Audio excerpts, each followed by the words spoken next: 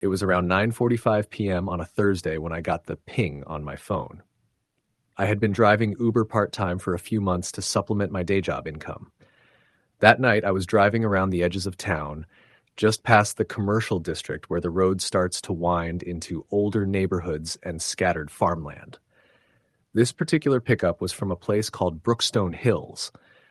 Not really a hill, and certainly not a neighborhood I visited often. The name made it sound fancy, but it was mostly a mix of older homes, some abandoned properties, and woods that seemed to just eat up the streetlights. The rider's name was Laura.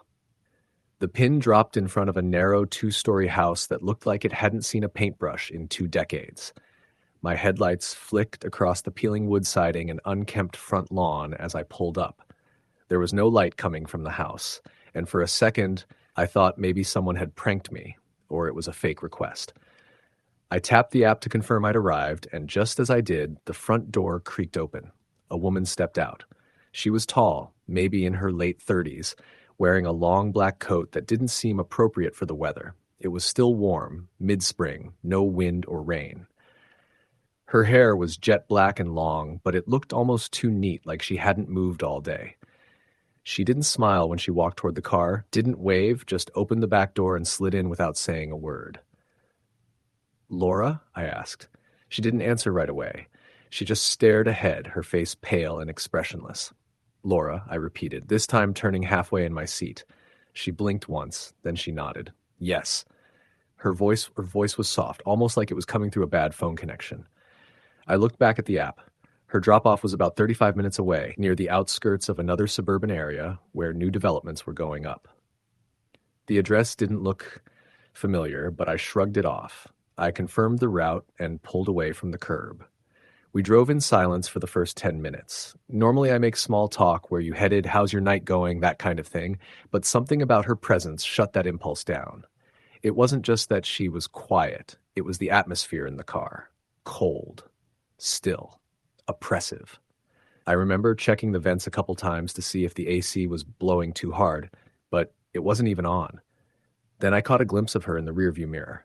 She was staring at me, not in a curious way, not even like she was annoyed, just a blank, unblinking stare, like I wasn't even a person to her, like I was a screen she was watching. I turned my eyes back to the road quickly. After another few miles, I passed a street lamp and saw something strange. For a split second, when the light passed over the back seat, her reflection in the rear view didn't match her movement. She was sitting still in the seat, but her reflection seemed to twitch or lag like an old VHS tape glitching. I blinked and checked again. Everything was normal. I told myself I was just tired, that my eyes were playing tricks. It was almost 10:30 p.m., after all.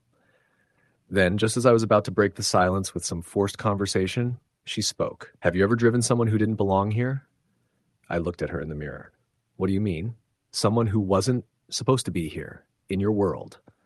Her voice stayed soft, but now it had a tone, like a current underneath the words, like she was testing me. I forced a laugh, trying to keep the air light. "I mean, I've picked up some strange folks, sure, happens when you drive nights, but I think everyone belongs somewhere." She didn't smile. "Not everyone." Another few seconds of silence passed. Then she said something that made the hair on my arms stand up. "Some of us never left." I didn't respond. I was suddenly very aware of how empty the road was, how we hadn't passed another car in at least 5 minutes. Then my headlights caught something ahead. A figure, standing on the shoulder of the road. I slowed a bit, thinking maybe it was someone with car trouble, but as we got closer, the figure turned its head. It was a man, pale, thin, and completely still. His eyes followed us as we passed, and I could have sworn his lips moved, but there was no sound. "Did you see him?" I asked, my voice a little too loud in the stillness. Laura didn't answer. I glanced in the rear view. She wasn't there. My heart nearly stopped. The back seat was empty.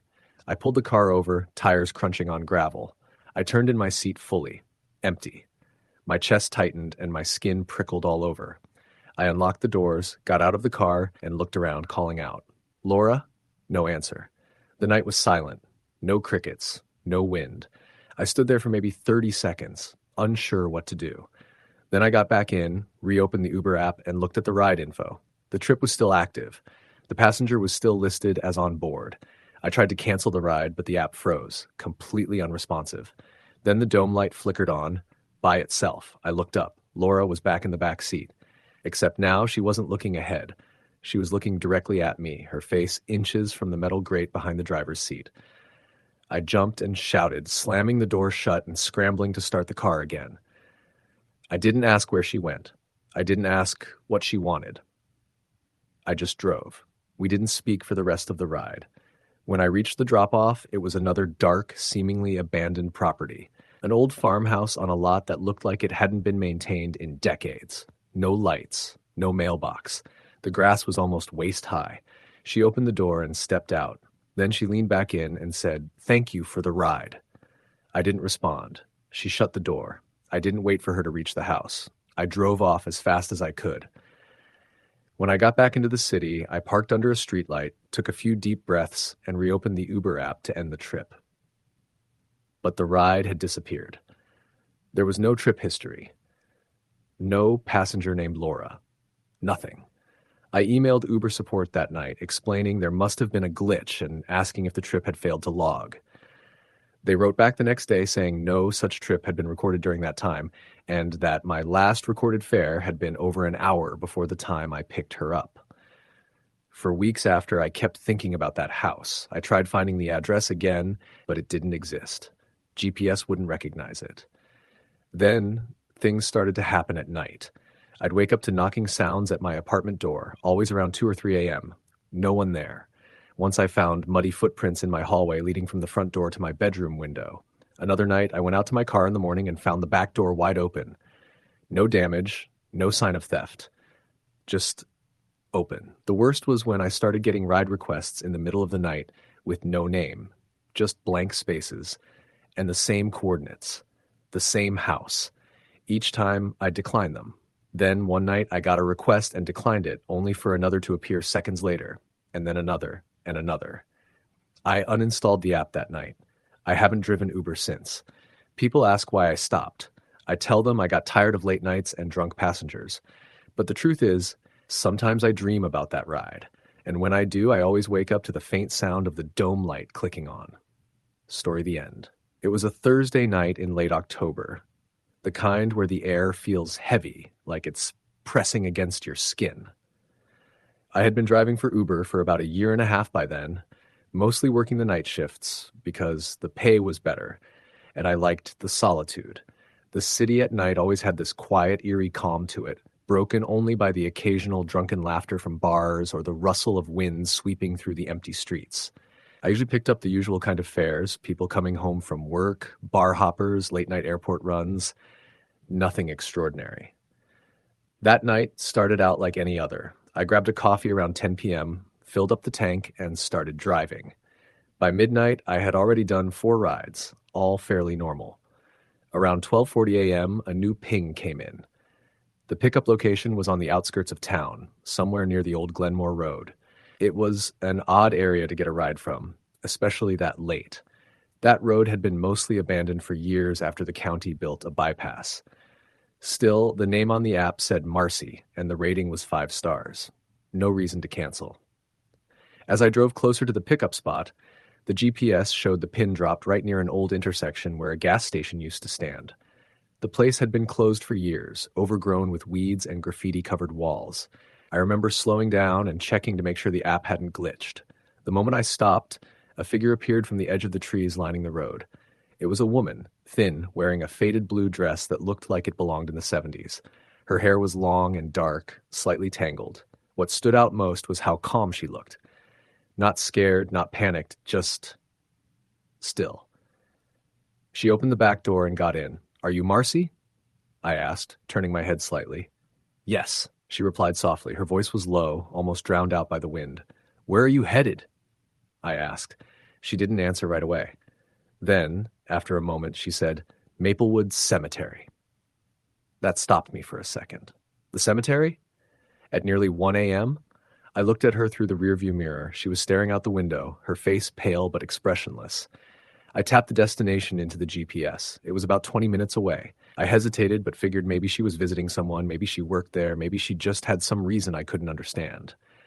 I tapped start ride and drove. We drove in silence for the first few minutes. She didn't make a sound, didn't fidget, didn't check her phone. I looked again in the rearview mirror. She hadn't moved an inch. "Are you okay?" I asked. "You need water or anything?" "No," she said simply, still staring out the window. A cold draft started to spread through the car, even though I hadn't turned on the AC. I reached for the climate control and saw it was off. Still, the air inside the car felt freezing. We were passing through the wooded stretch that led to the cemetery when things started getting strange. My phone, which had been connected to the car's Bluetooth, suddenly lost signal. The GPS froze. Then the car's dashboard lights flickered for a second. I slowed down and glanced at the phone. The signal bar was gone. Completely dead. I checked the battery. It was at 68%. No reason for it to shut off like that. "You all right back there?" I asked again. She didn't respond. I looked in the mirror, and she wasn't there. I slammed on the brakes. My heart was pounding. The seatbelt tightened around me as the car came to a screeching halt. I turned around. Empty. The back seat was completely empty. I jumped out of the car, opened the back door, looked around. Nothing. No one. The road was dead quiet, not even the sound of insects. I checked the app. The ride was still active, still in progress. Her name was still on it. Shaking, I got back in the car and restarted the engine. I thought maybe I was hallucinating, maybe stress and the long hours had finally messed with my head. I was about to cancel the ride when the back door clicked shut. I didn't even hear it open. It just shut, like someone had climbed back in. My eyes darted to the rearview mirror, and she was sitting there again. Same place, same expression, as if she had never left. I couldn't speak. My throat had gone dry.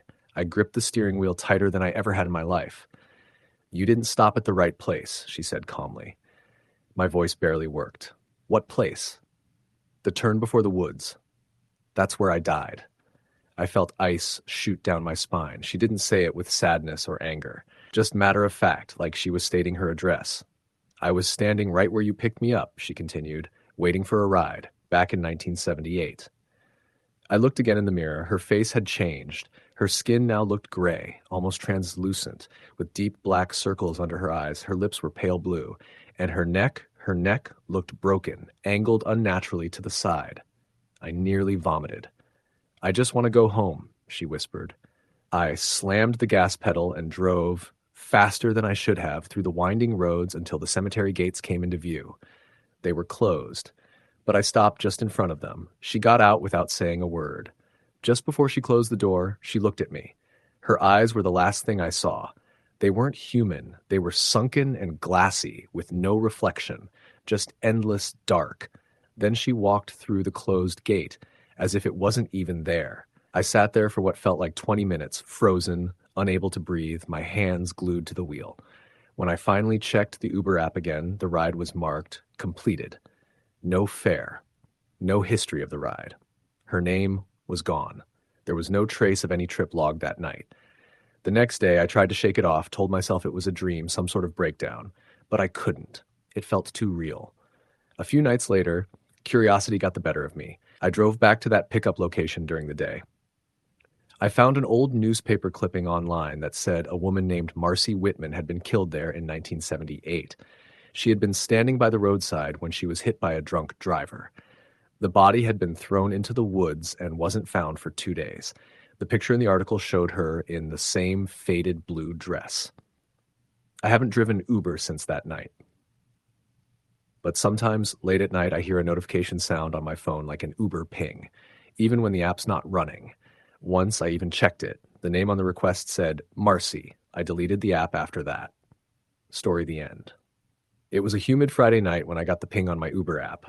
I just dropped off a group of college kids at a bar downtown and was about to call it a night, but the pickup was nearby, less than 5 minutes away. The name on the request was Eliza. I didn't think much of it, just another late-night ride.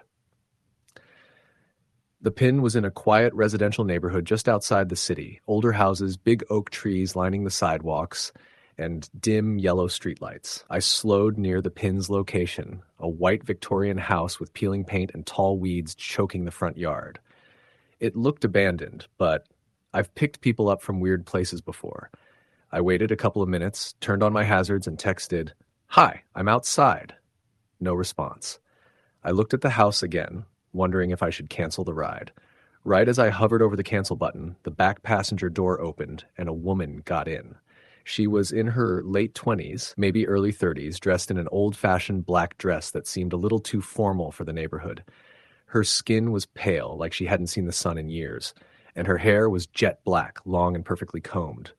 Her perfume had this heavy floral scent, something I hadn't smelled since my grandmother's funeral years ago. "Hello," she said softly, barely above a whisper. I glanced at the rearview mirror. Her eyes were downcast. "Hi, Eliza?" I asked. She nodded slowly, her eyes still averted.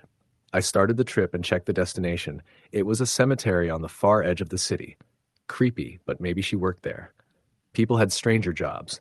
The drive was quiet. I tried to make small talk, but she didn't answer. Not rudely, just as if she hadn't heard me. Her hands rested neatly on her lap the whole time, and she never looked out the window, just straight ahead at the back of my headrest. After a while, I gave up trying. Some people just want a quiet ride. We were about 15 minutes into the drive when things started getting weird. First, my phone began glitching. The Uber app froze and my GPS rerouted 3 times. Then the streetlights we passed flickered as we drove beneath them. One by one, each lamp buzzed and dimmed just as we passed under it. I checked the mirror again. Eliza hadn't moved. Then I noticed something else. The temperature in the car dropped sharply. I reached to turn off the AC, but it was already off. My breath fogged slightly in front of me. My fingers felt numb on the wheel. "Are you okay back there?" I asked. This time, she looked up, just briefly, and met my eyes in the mirror. Her eyes were the darkest I'd ever seen. Not black like people say when they're being dramatic. I mean truly black, like there was nothing behind them. No light, no reflection. "I'm fine," she said, but her voice seemed to echo faintly, like it came from far away. I focused back on the road, hands gripping the wheel tighter than necessary. We were getting close to the cemetery. I figured I'd drop her off and call it a night. Maybe grab a coffee, clear my head.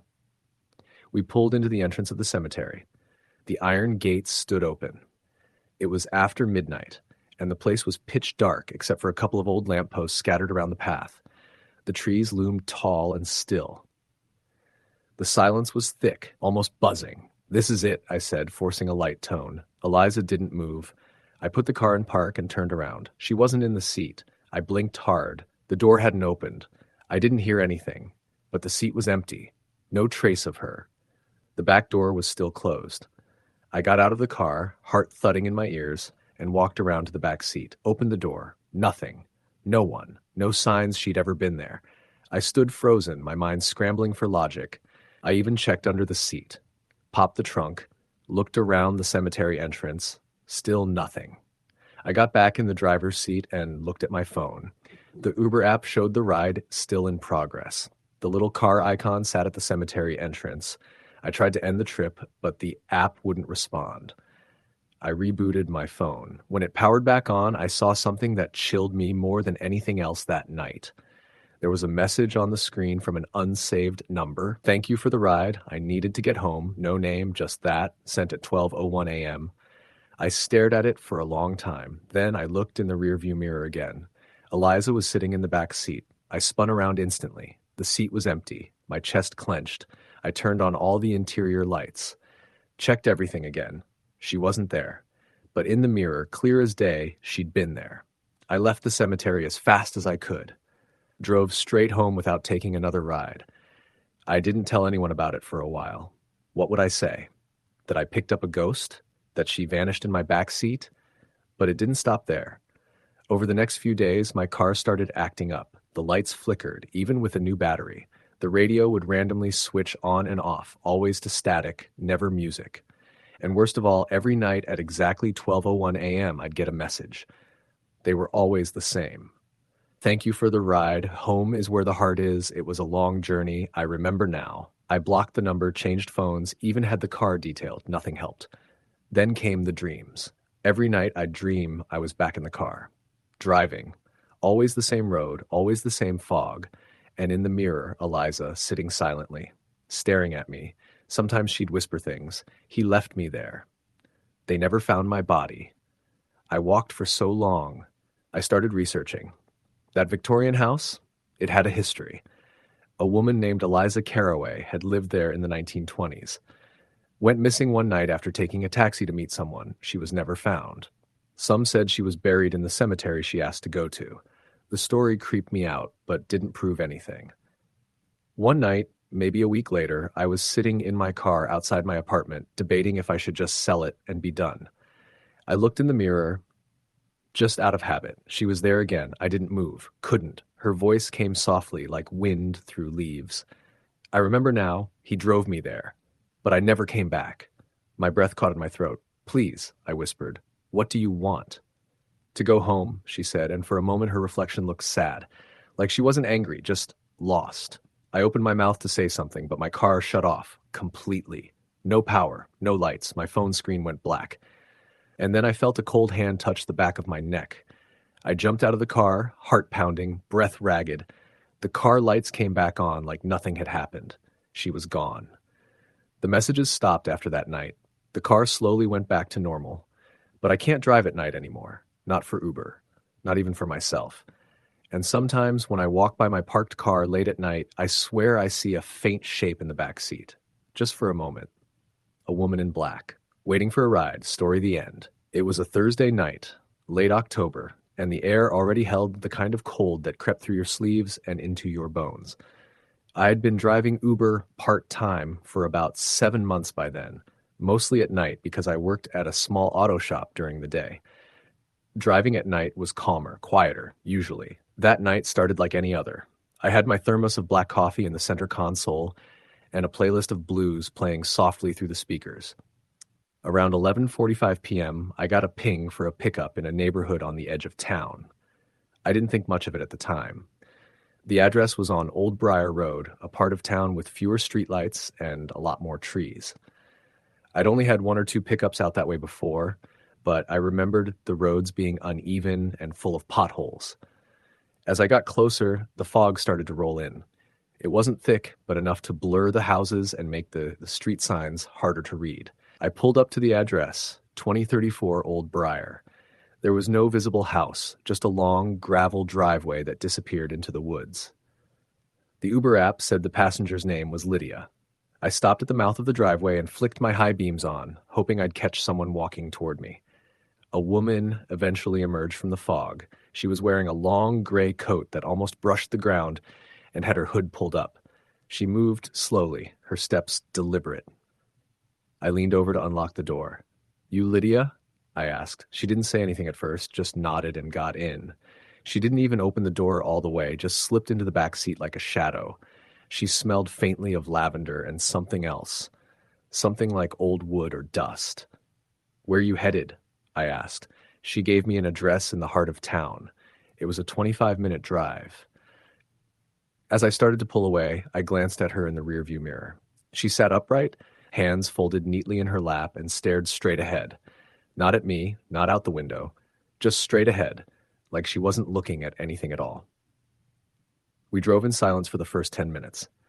I kept checking the rearview mirror, not because I felt unsafe, but because something felt off. I've given rides to drunk passengers, angry ones, even someone having a panic attack, but this was different. She didn't blink. She didn't fidget. She barely seemed to breathe. Eventually, I cleared my throat and tried to make conversation.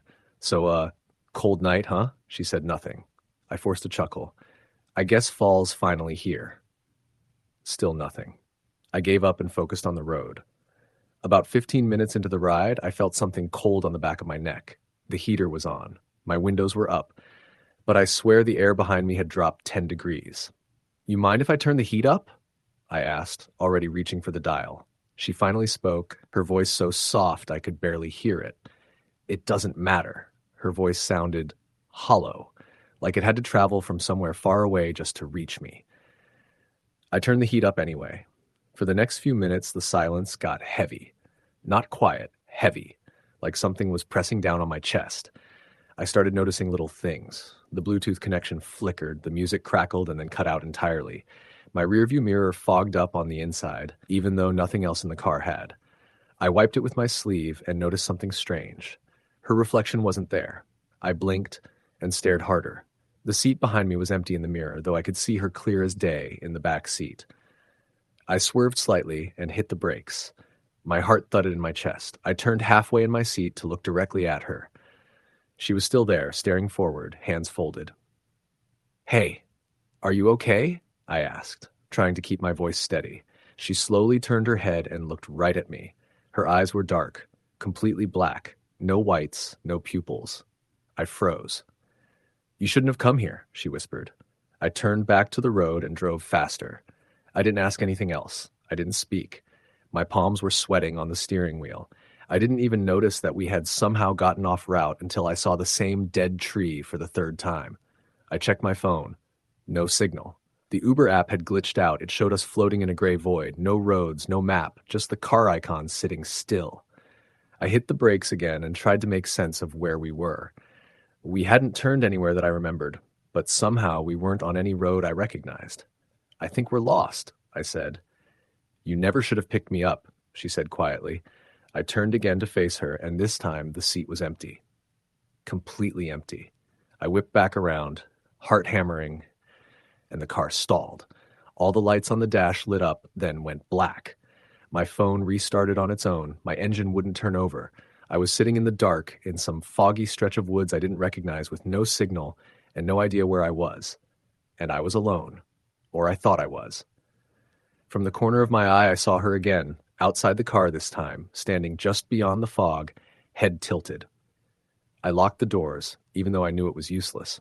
My breath fogged up the windshield, and that's when I saw handprints appear on the glass, from the inside. One by one, they spread along the windows, small, childlike hands pressing against the glass, smearing downward as if sliding. I screamed and fumbled with the keys, trying again to start the car. The engine coughed once, then roared to life. I threw it in drive and hit the gas. I don't know how I got back onto the main road. It was like the trees just moved. 1 minute I was surrounded by fog and darkness.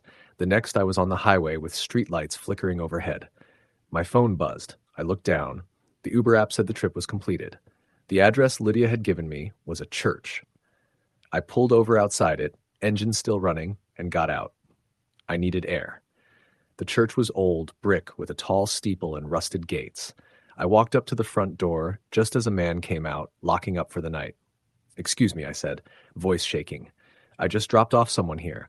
A woman named Lydia, long gray coat, said this was her stop." The man looked at me, puzzled. "Lydia?" "Yeah," said her name was Lydia. 2034 Old Briar Road was the pickup. He paled. "That's not possible." "Why?" "That house, 2034 Old Briar, it burned down 12 years ago. Family of 4. Only one body was never recovered. The daughter, Lydia."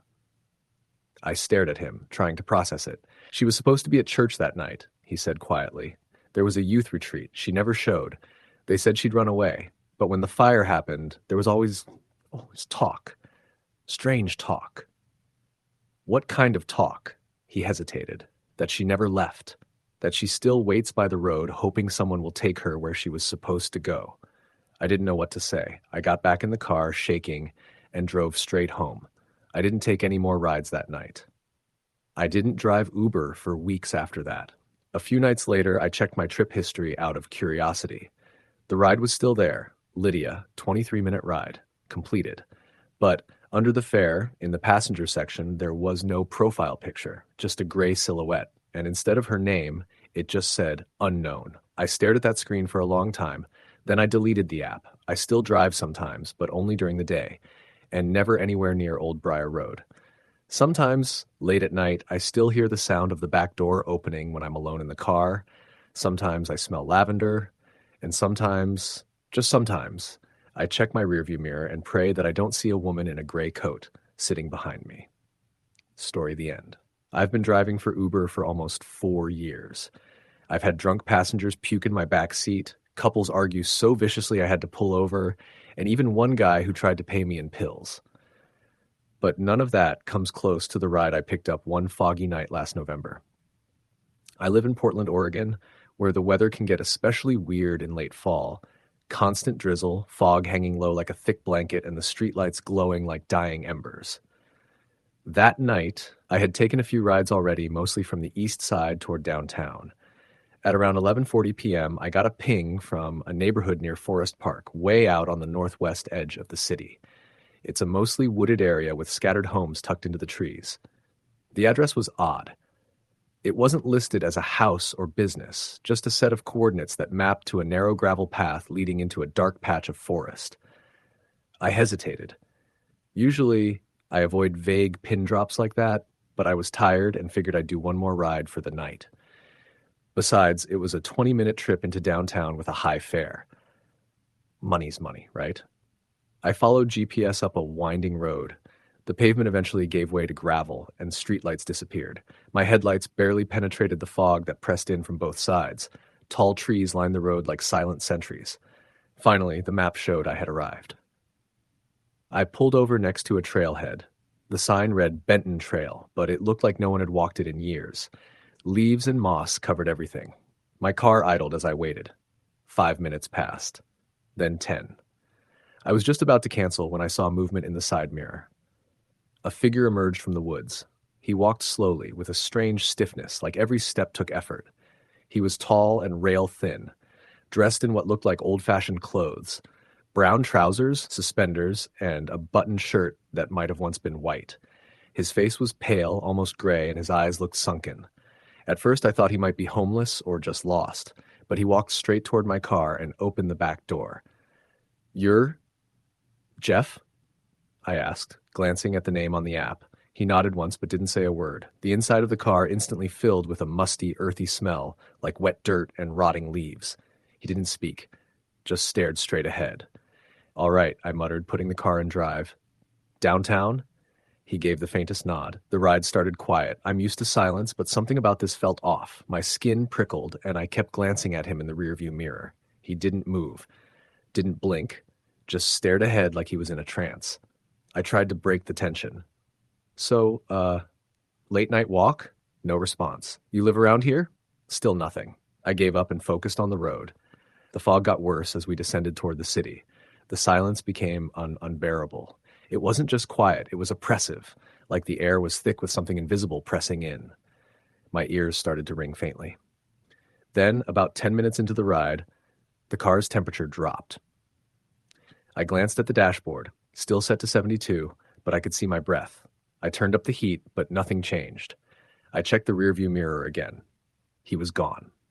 I slammed the brakes, the tires skidding slightly on the damp pavement. My heart pounded as I turned around in my seat. The back seat was empty, but the door hadn't opened. I would have heard it. There were no sounds, no shift in weight, no movement. Nothing. I sat frozen, listening. Then the smell hit me again, stronger this time. Rotting earth and something else. Something. Metallic, like blood. I whipped my head around. He was there again, sitting upright, staring ahead. I hadn't heard or seen him get back in. I nearly jumped out of my skin. "Jesus Christ," I muttered, gripping the steering wheel tight. "You okay, man?" He didn't answer, but his lips twitched, just slightly, a tiny upward curl like a smile made of shadows. I turned around and started driving again, faster now. I just wanted to get downtown and be done. My heart raced, and every muscle in my body was taut with tension. That's when the radio turned on by itself. I always keep it off during rides unless a passenger requests music. But now, static poured from the speakers, followed by a voice, faint, garbled, whispering. I tried to turn it off. Nothing worked. The knob spun, but had no effect. The volume kept rising, whispering things I couldn't understand, except for one word that came through clearly: home. I looked in the mirror again. He was staring right at me now. His eyes were black, not dark brown, not shadowed, completely black, like 2 holes in his face. I nearly swerved into the oncoming lane. "What the hell are you?" I shouted, panic rising. He opened his mouth, and for the first time, he spoke. "Take me home." His voice didn't sound human. It was layered, like multiple voices speaking at once, men, women, children, all distorted. "I'm not going any further," I said, pulling over near a gas station just outside downtown. "Get out!" He didn't move. I opened my door and jumped out, heart hammering, ready to drag him out if I had to. But when I opened the rear passenger door, he was gone again. The seat was empty, but it was soaked, not with water, something thicker, dark stains soaked into the fabric. I stepped back, breathing hard. Then I looked at the Uber app. The trip had ended. It showed the ride was completed. Drop-off location, 112 Benton Street. Except that address doesn't exist. I know Portland well. There's no Benton Street downtown. There never was. I drove home shaking, locked every door, turned on every light, and stayed up until dawn. The next day, I took my car to a wash. I didn't tell them why I needed the upholstery deep cleaned. I didn't want to know what they'd find. I tried to report the ride to Uber, but there was no record of it. No fare, no passenger history, nothing. For a week after that night, weird things started happening. I'd wake up in the middle of the night to the sound of my Uber pinging like I got a ride, but the app was closed. Once, I came out to my car and found the back door wide open. The same rotting smell was faintly present, just lingering like a memory you can't quite shake. Then one night, about 2 weeks later, I had just finished another ride and parked near a 24-hour diner to grab some food. As I was walking toward the entrance, I glanced back at my car and froze. He was sitting in the back seat again. I didn't move, just stared. But he wasn't looking at me this time. He was looking at something beside me. I turned quickly. Nothing there. When I looked back, he was gone again. That was the last time I ever drove at night. I've stuck to day shifts since then. No more midnight pickups in the woods, and I always check both back seats before I start my shift. But sometimes when I'm parked near Forest Park waiting for a passenger, the smell comes back, just for a second. A reminder that he's still waiting, still trying to get home, wherever the hell that is. Story the end. I've been driving for Uber in Chicago for almost 3 years now. Most nights are pretty routine. Pick up, drop off, sometimes a chat, sometimes silence. I work the night shift, usually starting around 9 p.m. and going until about 4 or 5 in the morning. Night riders are different. There's a weird mix of drunk college kids, lonely professionals, and people you don't ask too many questions about. But what happened that Thursday night last October still makes me second guess every ping I get after midnight. It started as a normal ride. Around 2:45 a.m., I was parked outside a 7-Eleven sipping on coffee, trying to shake off the exhaustion when I got a ride request. The pickup location was in the Humboldt Park neighborhood. It didn't strike me as odd at first. The name on the app just said Elena, and the drop-off was listed in Bridgeport across the city. A long ride, but good money. When I pulled up to the pin location, I noticed something off. The house was dark, no porch light, no lights inside. It wasn't dilapidated or abandoned looking, just empty. The grass was slightly overgrown and the mailbox was taped shut. I tapped the app to notify I had arrived. No response. After a few minutes, I tapped again. Still nothing. Just as I was about to cancel the ride, I noticed movement by the front door. A woman stepped out. She was pale, kept with long black hair that looked like it hadn't been brushed in days. She wore a faded gray hoodie, the kind that hangs too long on the arms, and a pair of old jeans. She didn't look homeless, just wrong, like she was misplaced in time or in her own body. She didn't look up as she approached the car, just opened the door and got in. "Elena?" I asked. She nodded slowly but didn't say anything else. "Bridgeport, right?" She gave another slow nod, eyes staring straight ahead, not meeting mine. I tried to be polite. "Rough night?" She didn't respond. Just kept looking out the windshield like she wasn't really seeing anything. The hair on my arms stood up, but I told myself to shake it off. Weird riders happen. You can't let your imagination run wild or you won't make it a week doing this job. We pulled off, and I noticed the oddest thing. The GPS wouldn't lock on. I had full bars, but the navigation kept spinning, then resetting. The app crashed once and reopened to a blank map. I had to pull over and reboot my phone. All the while, the woman sat silently, not impatient, not annoyed, just blank. When I finally got the GPS working again, I put the address into Google Maps manually. As we drove, I tried not to look at her in the mirror, but something kept pulling my eyes back. The way her hands were folded in her lap, perfectly still, no fidgeting, no movement. Most people tap their phone or scroll through social media. She just sat like a statue. After about 10 minutes of silence, I glanced back to say something, just to break the awkwardness. But when I looked, she wasn't in the seat anymore. I slammed the brakes and nearly swerved into the curb. She was gone, not in the seat. Door never opened. Nothing. I jumped out of the car, heart racing, and looked around, expecting to see her walking down the street or standing behind me or something. Anything. But there was no one. It was a dead quiet residential block. I got back in the car and checked the app. The ride was still active. The pin still showed I was en route to Bridgeport. I considered ending the ride, but something told me not to. Instead, I resumed driving, not really sure why. Maybe I was in shock. Maybe I was hoping it was some elaborate prank or hallucination. Then I heard it. Breathing. Not mine. Not from outside, from the back seat. I didn't want to turn around. I didn't, but my eyes drifted up to the rearview mirror, and there she was again, but now her head was tilted at an unnatural angle. Her eyes were wide open, bloodshot, almost bulging. Her mouth moved like she was whispering something I couldn't hear. I swerved again and pulled over, slamming the brakes so hard my tires screeched. I turned around. The seat was empty, but now something was wrong with the car. The interior lights had flickered when I stopped.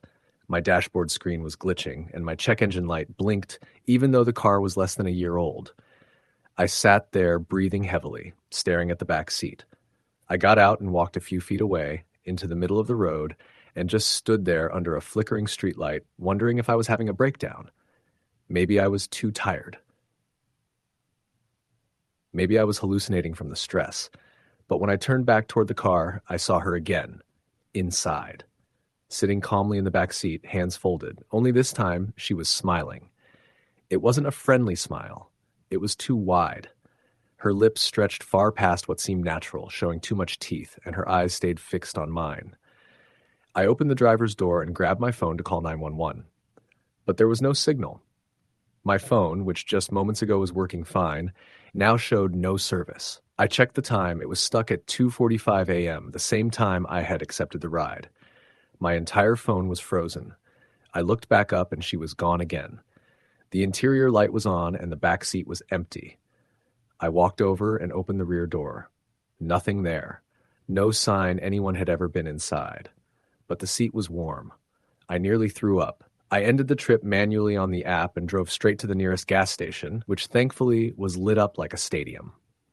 I parked, walked inside, and tried to pull myself together. The clerk, a young guy probably still in college, looked at me like I was on drugs. I asked if I could use their restroom. While washing my face, I looked up and saw something written in the fogged-up mirror. 5 words, "Thank you for the ride." I hadn't touched the mirror. It hadn't fogged up when I walked in. I ran out of there and drove home without accepting another ride. The next day, I checked my trip history. The ride with Elena was there, but the drop-off address was blank. No destination listed. Just the pickup time, 2:45 a.m. No charge was ever applied. Her profile had disappeared. When I contacted Uber support, they claimed the ride never happened. There was no record of an Elena with that user ID. I even tried asking on driver forums. A few people responded with glitches or weird rides, but no one had seen anything like that. That should have been the end of it, but it wasn't. A week later, I was driving in the South Loop when I got another ping. Late night again, almost 3 a.m. This time, the name said Lena. The profile picture was blank. I stared at the request for a few seconds and felt my blood run cold. It was the same pickup location, Humboldt Park. I declined the ride. 2 nights later, same thing. New account, new name, same house. I've blocked over 30 rider accounts since then, all with minor variations of the same name, Elaine, Lena, Elena, Ellie.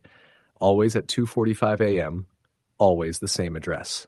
I don't drive nights anymore. I only take daytime rides and mostly in busy areas. I've never gone back near that part of Humboldt Park. Sometimes I still see her face in my rearview mirror when I'm stopped at red lights. Just a flash, a grin, then nothing. And every time I clean my car windows, I find new fingerprints on the inside of the back seat window. Long, smudged prints like someone had been dragging their hand across the glass from the inside. I've had the back seat reupholstered. Didn't help. Some things ride with you, whether you want them to or not. Story the end. It was around 1:10 a.m. when I accepted the ride. The app pinged and a request came in from a location near the outskirts of the city, one of those newer developments that were still half empty, where streetlights flicker more often than they shine and construction is always halfway done. I'd driven that way before, but usually not this late. Still, I needed to hit my quota for the night, and I'd had a few slow hours. The name on the ride request was Marie. No photo, no rating history. It happens sometimes when people just sign up or use a friend's account. I pulled up to the pin location, which showed a cul-de-sac off a half-built road called Wilker Lane. The area was dim, a few houses here and there, but most of the lots were just concrete slabs and wooden framing. As I idled near the location, I didn't see anyone coming out. There wasn't even a porch light on at the closest house. I texted, "I'm here," then waited. About a minute later, someone walked out from between two unfinished houses. A woman. She wasn't dressed like she lived in the neighborhood. Her clothes were outdated, almost like something from 20 or 30 years ago. Long beige skirt, cardigan, lace-up boots. She moved oddly, like she was trying not to make a sound even though the gravel and dirt crunched under her steps. Her head was low and her face obscured by hair. I instinctively unlocked the doors. She pulled the back passenger door open and slid in, not saying a word. "Marie?" I asked. "Yes," she replied, her voice barely above a whisper. I started driving toward the city, figuring she might just be tired or shy. The app said her destination was a location near downtown, an old church that had been turned into a community theater a few years ago. It was odd to see someone heading there so late, but I didn't think too much of it at first. A few minutes into the drive, I tried to make conversation just to keep things less awkward. "Late night, huh?" I asked. No answer. "Sorry, just trying to keep myself awake. You been out visiting friends?" Still nothing. I glanced at the rearview mirror and saw her looking out the window. Her face was pale, but something about her features didn't sit right. It was like her skin didn't reflect the light from the dashboard the way it should have. There was no catch in her eye from the city glow, no soft shadows. It felt like looking at a photo rather than a person. I stopped trying to talk. As we approached the main road, I noticed something in the mirror. Her hands. They were resting on her lap, but the fingers looked stiff. Not bent naturally, more like doll hands. And there was dirt under her nails, like she'd been digging or buried something. I tried to shake the thought. I reminded myself it was late and I'd been driving for hours. Maybe my mind was playing tricks on me. The car got quieter, like the hum of the tires dulled, and even the engine wasn't as loud as it should have been. I turned on the radio for background noise, but it was just static. I flipped through 3 stations and nothing came in. That's not normal, not in the middle of the city. When we reached a red light at a major intersection, I looked back again. She was looking at me through the rearview mirror.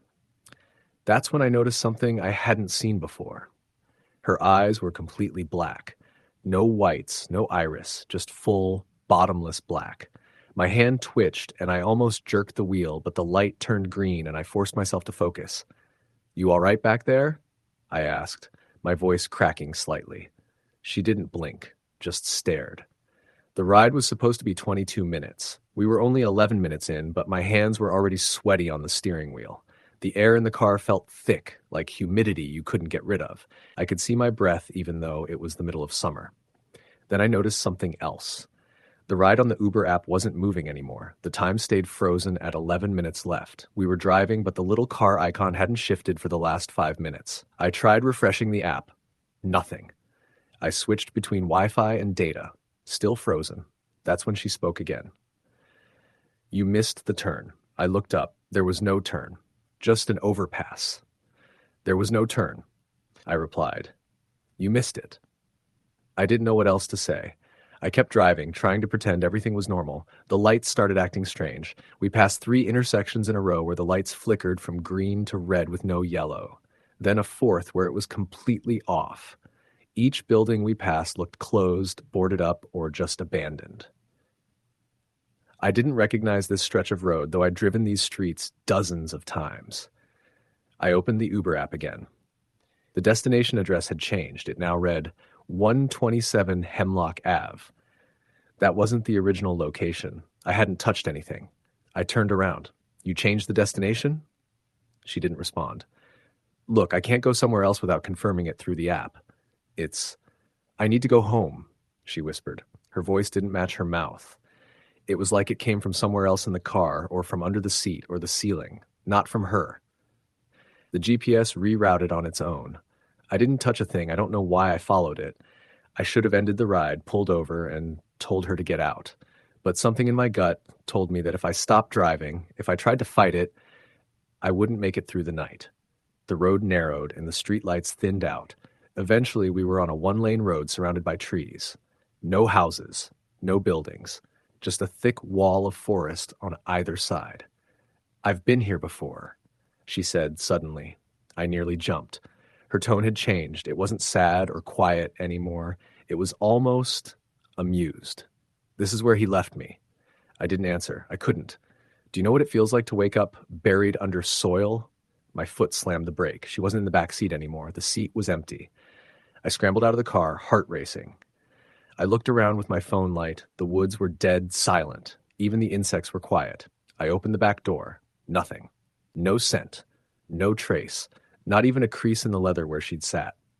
I checked the app. The ride was marked as completed. But there was no rating, no receipt, and my total for the night hadn't increased. My fingers shook as I scrolled through my trip history. The ride with Marie was gone. I jumped back in the car and floored it, driving back toward the city. I passed that overpass again, but now it was a gas station. I saw a man sweeping the front. Buildings had returned. Lights were on. It was like I had driven through some place that didn't exist. I went home and took the next 3 nights off. When I finally drove again, I avoided all the outer neighborhoods, especially anything near Wilker Lane. 2 weeks later, I got curious. I searched for 127 Hemlock Ave online. It didn't exist. But I did find an article. It was from 1998. A woman named Marie Latner, age 26, was reported missing, last seen leaving her friend's home on Wilker Lane. Her body was never recovered, but a construction worker reported finding a decomposed hand sticking out of the ground near a development site. By the time police arrived, the site had flooded from a burst pipe. They never found the remains. The photo in the article showed her in a beige skirt and cardigan. Same lace-up boots. It's been almost a year since that night. I still drive Uber, mostly during the day.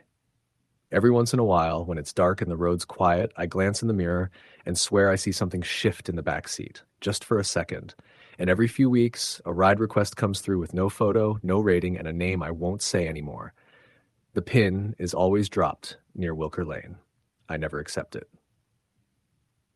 Story the end. It was just past midnight on a Friday when my phone lit up with a new Uber request. I was parked outside a small diner on the edge of town, waiting for the late-night rush to pick up, but tonight was slow. The request came from an address in a neighborhood I didn't usually drive through, a part of the city that was older, with narrow streets and more trees than streetlights. The pickup location was at the end of a cul-de-sac on a street called Millwood Drive. I glanced at the map. It was a quiet residential area, but the pin was right in front of a large, old Victorian-style house that had been empty for years, or at least that's what I'd heard from other drivers. Curiosity stirred, but I hit accept and started toward the address. When I arrived, the street was almost deserted, except for the occasional flicker of a porch light, many of which were broken or barely working. My headlights illuminated the house, a large 2-story with peeling white paint and overgrown bushes. The windows were dark except for one on the second floor, where a dim, flickering light cast shadows inside. I pulled over to the curb and texted, "I'm here." The app showed the passenger's location as being right there at the house, but nobody was in sight. After a few minutes, a figure appeared from the shadow near the front door. It was a woman, maybe in her early 30s. She wore a long, dark coat buttoned up to her neck, and her hair was pulled back tightly. The thing that caught my attention was how pale she looked under the car's lights, almost translucent. She walked slowly toward my car and slid into the back seat without a word. The door closed with a soft click, and the inside of the car seemed to get colder immediately. "Where to?" I asked, trying to keep my voice steady. She gave me an address in a part of town I knew well, a neighborhood near the old train station. I started driving. The road was mostly empty, except for the occasional late-night wanderer or a few headlights passing in the opposite direction. I tried to make small talk, but she didn't respond. She just stared out the window, her eyes fixed on something far away. I checked the rearview mirror and was startled to see that she wasn't blinking. Her gaze was unblinking and empty, as if she were looking through me rather than at me. I swallowed hard. The app pinged softly, 2 minutes to destination. As we approached a bridge over the river, I noticed a sudden chill in the air. My breath fogged up the windshield slightly, which didn't make sense because the car's heater was on full blast. I glanced back again. Her hands were folded on her lap, but the fingers seemed too long and thin, like the hands of a doll. A shiver ran down my spine. Suddenly, the GPS recalculated. The new destination was a small road off the main highway, one I didn't recognize with no buildings or lights nearby, just dark trees and thick underbrush. "Are you sure about this address?" I asked, glancing sideways. She looked at me then for the first time. Her eyes were hollow, dark holes that seemed to absorb the light. Her lips parted slightly as if to say something, but no sound came out. The car's radio cut out suddenly, leaving only the hum of the engine. Then I heard it, a faint whispering, like someone talking just beyond the car's windows, but no one was outside. I sped up slightly, feeling the weight of something pressing down on me, but the road ahead seemed to stretch endlessly, never ending, twisting between tall, looming trees. The temperature dropped further. I could see frost forming on the edges of the windshield. My phone buzzed with a new message. "You're almost there." I looked back and she was gone. The back seat was empty. I slammed on the brakes, heart racing, and looked around frantically. No sign of her anywhere. The car doors were locked. I called her number from the Uber app, but it went straight to voicemail. Suddenly, a shadow darted past the driver's window. I spun around but saw nothing. The GPS blinked out. The screen went black. I was alone. I floored the accelerator, desperate to get back to the city lights. After what felt like an eternity, I burst out of the wooded area onto a busy road. The cold was gone. The radio crackled back to life with a local rock station. I checked the app. The trip was still active, but the map showed no destination. I ended the ride immediately. When I got home, I tried to find the address she'd given me earlier on the GPS, but it didn't exist. The app had no record of the ride. The next morning, I did some digging. The Victorian house on Millwood Drive had been abandoned for over a decade. I found an old newspaper article about a woman named Elise who had died mysteriously in that very house, found frozen to death one winter night after wandering out into the cold. The description matched the woman from my ride perfectly. I never took another ride request from that area again. Sometimes, late at night when I'm driving alone, I catch a glimpse of pale skin and dark eyes in the rearview mirror, and I wonder if she's still out there, looking for a ride home. Story the end. It started out as a normal night driving for Uber in a mid-sized city, no unusual pickups, no odd requests. I had been driving for about 2 years at that point, mostly late nights on weekends to cover bills, and I'd heard my share of strange stories from other drivers, but nothing had ever happened to me. Until one night that changed everything. It was just past midnight on a Thursday. I was parked near a bar district, waiting for a ping, sipping a lukewarm coffee and scrolling through my phone. The streets were wet from an earlier rain, and the occasional neon signs flickered in the misty air. I was tired, but figured I'd take one more ride before calling it quits. Suddenly, a request popped up. Pick up at an address in an older residential area, about 15 minutes away. The name on the app was Emily. The address was on a quiet, tree-lined street where the houses looked like they hadn't been updated in decades. I pulled up to the curb and noticed a figure standing under a street lamp, her silhouette thin and somewhat hunched. She wore a long coat and held a small bag. The street lamp buzzed faintly overhead, casting a dim halo around her. She climbed into the back seat without a word. I glanced in the rearview mirror and said, "Hi, Emily. Where to?" She looked at me, her eyes large and dark, but didn't speak. "Just let me know where you're headed," I added, trying to break the silence. She nodded once, then stared straight ahead. The GPS showed her the destination was about 20 minutes away, on the other side of town near the river. I put the car into drive and started along the quiet streets. At first, the ride was uneventful. The radio played softly, the hum of tires on wet asphalt was steady, but the atmosphere inside the car felt different. The air was cold, much colder than the humid night air outside. I reached to adjust the climate controls and saw the temperature was set to the lowest setting, though I distinctly remembered turning it off earlier. I glanced back at Emily. She still sat motionless, her hands folded neatly on her lap, eyes fixed on the back window. but there was something off. The way the shadows fell across her face made her features seem sharp and hollow, as if her skin was translucent.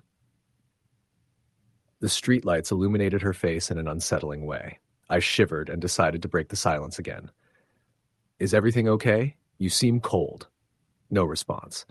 I glanced again and realized her breath wasn't visible, despite the cold air. Suddenly, the GPS rerouted me down a narrow street I'd never been on before. The road was uneven and lined with towering trees whose branches brushed the car's roof. The fog had thickened, blurring the yellow street lines and making it hard to see more than a few feet ahead. As I slowed down, I noticed the radio's static crackle and then silence. The screen flickered off. "Great," I muttered. The digital clock blinked erratically. Emily shifted slightly in the back seat, and for the first time I caught a faint scent, like old perfume mixed with something like damp earth. It was faint, but distinctly unnatural. I tried calling her name again. Still no reply. A chill ran down my spine when I realized the trees outside looked dead, their limbs twisted and gnarled like claws reaching toward the car. Suddenly, the car jolted. I hit the brakes hard, the tires squealing on the wet asphalt. I looked in the rearview mirror. Emily's seat was empty. I spun around to check the back seat. Nothing. No sign she had ever been there. Panic set in. I unlocked the doors, stepped out, and scanned the foggy street. Not a single person, no footprints, no bags. Just silence and cold mist curling around the trees. I jumped back into the driver's seat, heart pounding. I turned on the radio again, but it remained dead static. The GPS rebooted and showed no destination saved. The last known route vanished. I called Uber support immediately, hands shaking. I gave them the address where I picked up Emily and described everything: the cold air, the silence, her disappearing act. The support agent paused and said something that made my blood run cold. "Sir, we've had several reports from drivers about a passenger named Emily, picked up near that neighborhood. The thing is, the house she supposedly lived in burned down years ago. The woman, Emily Carter, died in that fire. It's believed her spirit still lingers there." I laughed nervously, not sure if it was a joke or some kind of prank. "Wait, you're serious?" "Completely. We advise drivers to avoid that area at night. Some say she's looking for a ride home, but no one knows where home really is anymore." The line went dead. I sat there for a long time before driving home. I've never picked up a passenger from that street again. I deleted the app for a while. The weird thing is, sometimes when I'm alone in my own house, I swear I can hear faint tapping or soft footsteps behind me, even when no one's there. That night changed how I think about those stories. Sometimes the past doesn't stay buried, and some rides never really end. Story the end. Driving for Uber had always been a late-night grind for me, the kind where the city's hum dies down and the streets empty, leaving only a few scattered souls wandering home or into the shadows. Over 3 years, I'd picked up all sorts: the drunken, the desperate, the silent, the talkative. But there was one ride, just one, that unraveled everything I thought I knew about the night, the city, and what rides you really take. It was early November, bitterly cold and fog thick like a wet blanket smothering the city's edges. I was finishing up a double shift, thinking about grabbing a quick bite and heading home to crash. Around midnight, I got the ping. A pickup from a quiet, rundown neighborhood near the city's old cemetery. The address was on a narrow, tree-lined street that locals avoided after dark. I hesitated for a second, but figured it was just another lonely ride. I accepted. When I pulled up, the street was dim, the street lamp flickering overhead, barely lighting the cracked pavement. No one was waiting outside. I checked the app. It said the passenger was Michelle. I honked once, twice. The silence felt thick, almost unnatural. Just as I started to consider canceling, a figure appeared from the shadows. She looked around mid-20s, slim, wearing a worn-out gray coat pulled tight around her. Her hair was damp, hanging in strands across her pale face. She stepped into the light, but I noticed her eyes didn't reflect any light, just empty darkness that swallowed the dim glow from my headlights. She opened the rear door and slid in without a word. I started driving. The destination was about 20 minutes away, near the outskirts of town. She didn't speak, didn't even look out the window, just sat perfectly still, hands folded in her lap. As I turned onto a long stretch of road flanked by dense woods, the car's radio suddenly crackled to life, even though I hadn't turned it on. Static filled the cabin, and then faint voices whispered through the speakers, words I couldn't make out. I reached to turn the radio off, but the volume knob wouldn't budge. The voices grew louder, overlapping in a cacophony of indistinct murmurs. I stole a glance at the back seat. Michelle's face was pale as moonlight, lips moving silently, eyes fixed on the rear window. Suddenly the headlights flickered and dimmed. The engine sputtered. The car slowed, rolling to a stop in the middle of the road. The temperature inside plummeted. My breath fogged up the windows. "Are you okay back there?" I asked, trying to keep my voice steady. No answer. Then I felt it. A cold presence pressing down, heavy and suffocating. A weight on my chest. The rearview mirror caught something in the corner of my eye. Michelle's reflection twisted into a grimace, mouth open in a silent scream, eyes black pits. I yelped and spun around, but the backseat was empty. My heart thundered. Before I could process, the door handle rattled violently, as if something tried to claw its way inside. I locked all doors, fumbling to restart the engine. After a few tries, it roared back to life, lights brightening. I hit the gas, speeding toward the destination. When I pulled up, the street was eerily quiet. The house Michelle had requested was old and dilapidated, with boarded-up windows and a sagging porch. I turned to tell her we'd arrived, but once again the seat was empty. I checked my phone. The ride was marked complete, and the app showed the fare as paid. I stepped out cautiously and called her name, but only silence answered. The next day, curiosity gnawed at me. I searched the name Michelle online, hoping to find a clue. What I found chilled me. A news article from 6 months prior detailed a tragedy. A young woman named Michelle had been found dead near the exact road where I'd picked her up. She had apparently wandered into the woods on a foggy night, disappeared, and was later discovered drowned in a nearby creek. No explanation for how or why. I felt a knot tighten in my stomach. The following nights were worse. My phone would ring with no caller ID, silent calls that ended when I answered. I'd hear footsteps behind me when walking alone, whispers just beyond comprehension. One evening, I was parked in my garage when the back door to my car clicked open. I rushed to look, but no one was there. That night, I awoke to the sensation of someone breathing on my neck. For weeks, I avoided driving. The idea of getting into a car, especially at night, felt unbearable. But life's demands dragged me back to the wheel. One night, just before midnight, the app pinged again. Pickup, Michelle. I stared at the screen, frozen. The pickup location was the same street near the cemetery. I nearly canceled, but found myself accepting before I could think. When I arrived, she was there, waiting in the fog.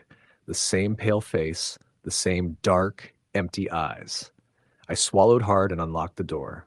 As she got in, the temperature dropped sharply, and the car radio flickered on, whispering her name over and over. I took a deep breath, gripping the wheel, and drove forward, hoping this time the ride would end differently. Story the end. The night shift was quiet, more so than usual. I had been driving for Uber for nearly 2 years by then, mostly working late hours because it paid better and the traffic was lighter. I liked the solitude, the chance to zone out while driving and listen to podcasts or just the hum of the engine. That night in late November, it was raining lightly, the kind of drizzle that blurs the yellow lines on the road and makes the world feel more distant. My car, an aging Honda Accord, was running fine, and I was parked near a 24-hour grocery store waiting for the next ping. About 11:47 p.m., my phone vibrated. New request: pick up at a location about 15 minutes east, near the edge of a residential area where the houses start to give way to patches of undeveloped land. I accepted. The app showed a single rider, a female, with the pickup pinned at a spot along a side street called Willow Lane. I didn't know the area well, but the name sounded familiar. I drove carefully through the dark, wet streets until I arrived at the address, which was near a small park. There was no one visible at the curb. I clicked "I have arrived" and waited, rolling down my window despite the rain to listen. No footsteps, no rustling. I checked my rearview mirror. Nothing. A minute passed. Then, from the shadows near a street lamp, a woman appeared. She was dressed in a thin, old-fashioned white coat, soaked from the rain. Her hair was dark, long, and matted. She walked slowly, her feet dragging slightly, almost as if she were tired or reluctant. Her eyes were wide and glassy, locked on the car. "Are you the Uber driver?" she asked, voice soft but clear. Yes, I said, unlocking the back door. She climbed in without hesitation, shivering visibly. Her skin was unnaturally cold to the touch when I offered her a bottle of water. Where to? I asked, checking the app. There was no destination given. She didn't answer immediately. Instead, she stared out the window with a distant expression. I nudged again. Where can I take you? My home, she whispered. I didn't want to press further, so I started driving back toward the city center, hoping she would give me more details. But she remained silent. As we drove, the roads grew narrower, less maintained. The streetlights thinned out until we were mostly illuminated by the car's headlights cutting through the darkness and rain. The atmosphere felt heavy, like the air itself was thick with something unseen. I glanced at her several times.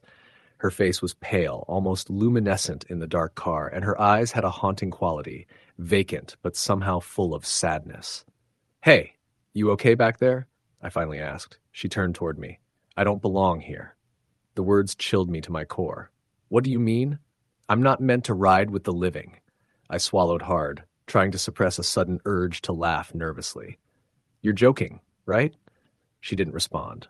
Suddenly, the car's radio flickered, then cut out completely. The ambient sounds of rain hitting the roof and tires on wet pavement were the only noises. I pulled over the side of the road, a little unsettled. Look, I can turn around if you want. She shook her head slowly. No, I need to finish the ride. Something in her tone suggested finality. I took a deep breath and continued driving. After a few minutes, the road opened up to a small cluster of older houses. The streetlights here were dim and flickering. She suddenly reached forward and tapped the dashboard lightly. The GPS screen, which had been blank, flickered on and displayed an address. A rundown Victorian house at the end of the lane. I pulled up in front of the house. The porch light was off, but I could see peeling paint and broken shutters. Here we are, I said. She nodded and unbuckled her seatbelt. As she opened the door to exit, a cold breeze swept through the car, extinguishing the interior light. I looked up to help her out, but saw no one. The door was still closed. I spun around, heart racing. The back seat was empty. Miss, are you there? I called. Only the sound of rain answered. I checked my phone. No notifications, no trip information, nothing. The app showed I was still on my last completed ride with no passenger. I drove away slowly, glancing back at the house. Something about it felt wrong. 2 days later, I was scrolling through a local news website when I came across an old article about a woman who had died on that street. The article said she was named Sarah Jenkins, a young woman who had disappeared in 1983.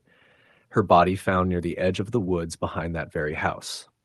Cause of death was listed as drowning, though the circumstances were mysterious. I sat frozen for a long time. The woman's description in the article, dark hair, pale skin, old-fashioned coat, matched the passenger exactly. From that night on, I kept my phone charged but never accepted rides near Willow Lane after dark.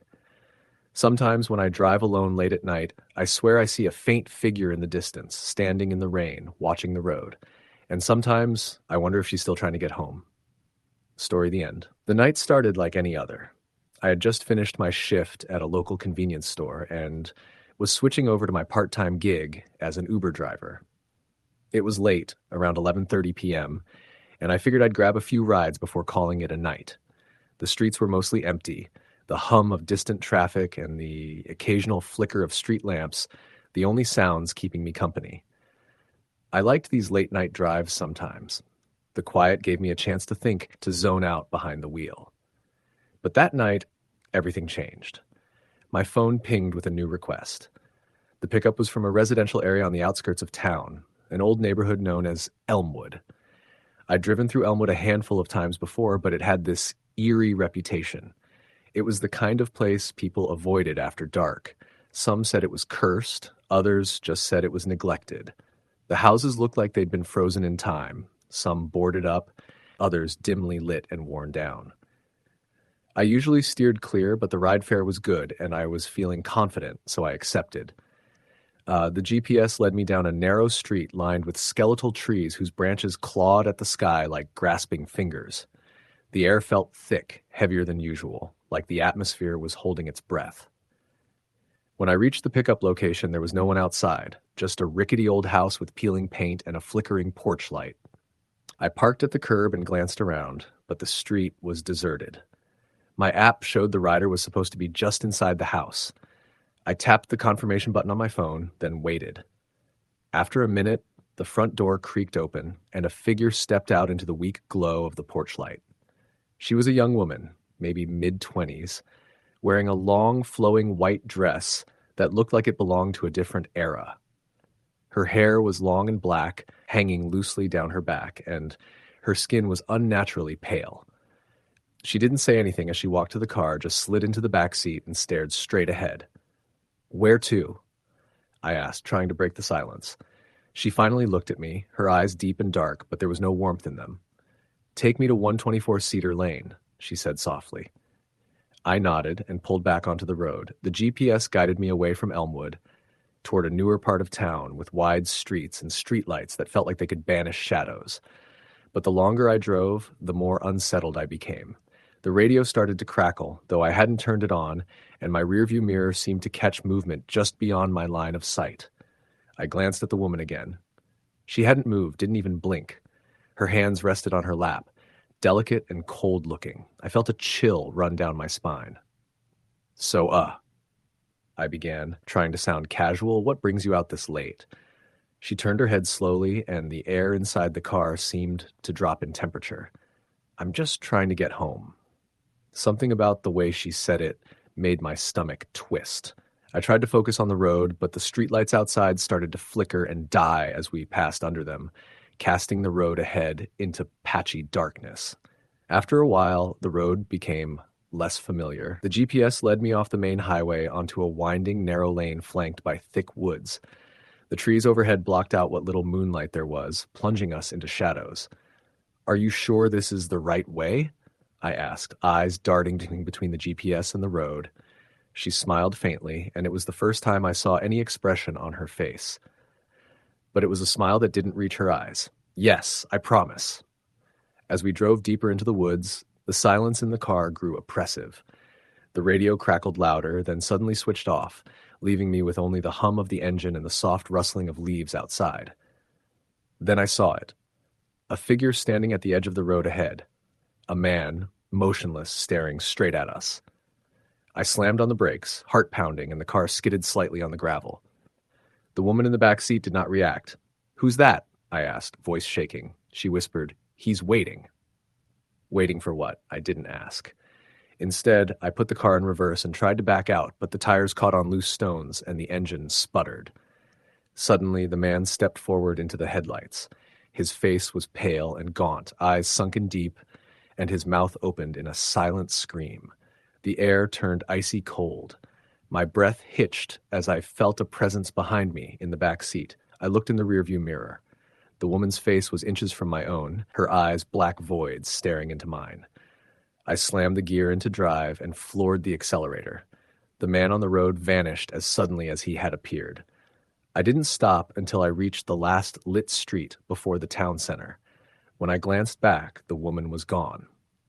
The back seat was empty. My phone buzzed again with a new notification. The ride had ended, but the trip was marked as incomplete. I tried to cancel and call support, but the app wouldn't respond. I checked my rearview mirror once more. For a split second, I thought I saw a pale face peering out from the shadows of the back seat, and then nothing. I quit driving that night and deleted the app. The next day, I tried to find 124 Cedar Lane. It didn't exist. I called the city's records office and searched every database I could. No such address.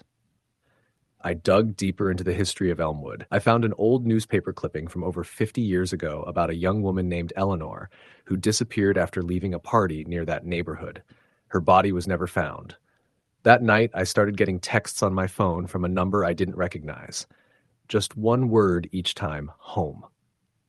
I never answered. A week later, my dashboard camera captured something I didn't want to see. A fleeting glimpse of a woman in white sitting silently in the back seat. No sound, no movement. I'm done with Uber now. But sometimes late at night, I can still feel the weight of those empty eyes watching me from the passenger seat. Story the end.